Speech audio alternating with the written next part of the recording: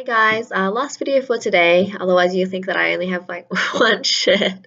I just tried to make like as many videos as I could in a row because I've been procrastinating for like a really long time. So anyway, today I wanted to talk about swearing during your comedy sets. I got a question on my YouTube channel from my first video. I think it was from Bartholomew, and he was wondering like if people should swear during their sets or not, right?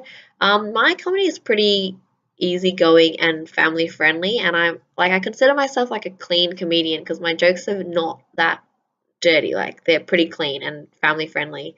So I don't swear that much in my set, but I do swear like a little bit. I find that like if you swear occasionally and if you think about where you're going to swear, but you just season it lightly with swear words, then it's fine. But I wouldn't necessarily recommend um, dropping the F bomb or the C bomb like every single second word because it's just very grating to the ear and it kind of distracts the audience from the point that you're going to try to get across. But definitely, if you swear like a little bit here and there, then it can make the joke like a little bit edgier and a little bit funnier.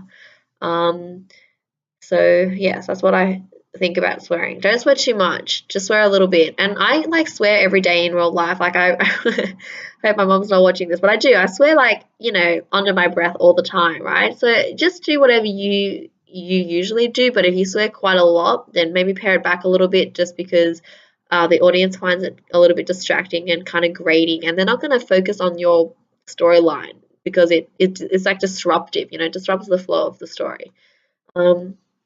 Other thing that I wanted to talk about in this video was timing. So timing and delivery, okay? Timing and delivery are very important if you want to be a good pizza boy. See what I did there? So timing and delivery is very important, right? With your timing, before I started doing comedy really regularly and I was just doing it here and there, I used to get so scared of silence on the stage. Because I took that to mean that the audience didn't find me very funny. So what I used to do is like speak really, really fast, and then I would just say all my jokes at the same time, like in one kind of go.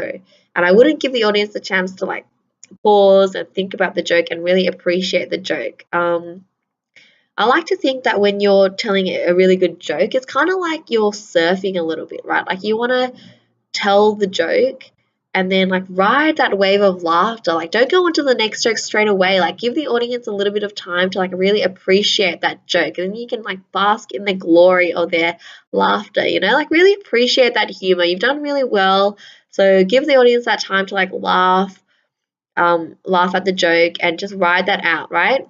What you want to do is like if you have a joke that has like two punchlines, which I have a couple of jokes that have two punchlines, right? You tell the first punchline and they're laughing and they're like, that's really funny. And don't tell the second punchline like straight away, right? Because they're still like going up on the laughter curve. So you got to like tell the punchline, they're laughing, it's really funny, ha ha ha ha ha. Don't tell the second punchline yet. When they start kind of dying down, then you tell the second punchline, and then they can like go up again, right? So that it gives them like a little bit of a space. So yeah, so obviously try not to speak too fast because it's just it makes it a little bit hard for the audience to understand what you're saying. Secondly, don't be afraid of the silence. Like I used to be afraid of the silence. Um, after the punchline, and I used to think, oh my god, like they just don't find me funny, or like they don't get my joke, right? But sometimes audiences are a bit dumb, like they need like a little bit of time for them to think about the joke before they get it. So don't rush into the second joke straight away and try to cover for the first joke. Like give them a little bit of time to digest the information, and hopefully they'll think it's really funny and they'll start laughing. What was I gonna say? Something around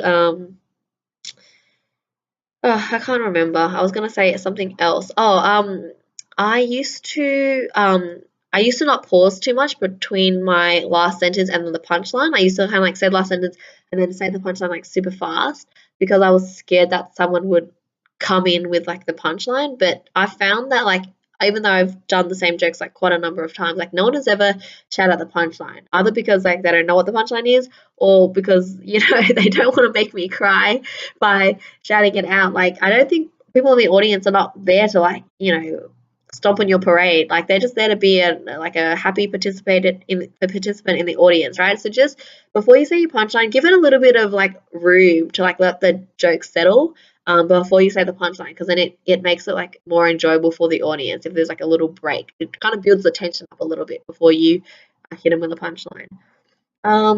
So yeah, that's pretty much it. That's all I wanted to say around timing and delivery. And yes, swearing. Don't swear too much if you can help it, just because it ruins the flow. But see what works for you. I mean, Jerry Seinfeld is like one of my favorite comedians. He's probably one of the most famous comedians in the world, and I don't think I've ever heard him swear in like any of his stand-up sets. So that goes to show like you don't need to swear to be a good comedian. I think people also find like it more kind of intellectual if you don't swear that much, because then they really have to use their brains to figure out what the funny what you're trying to say, which is really funny.